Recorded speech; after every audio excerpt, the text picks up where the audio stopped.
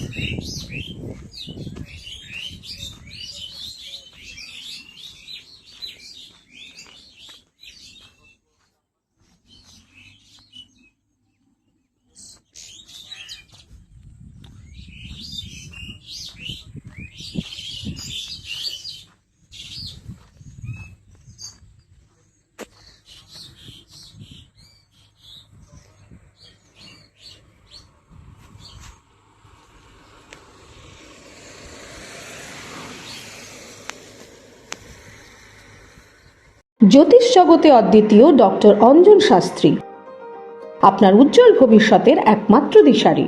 Call for booking 7477886099 or log in www.anjanshastri.com। Download করুন আমাদের exclusive mobile app astro Anjan.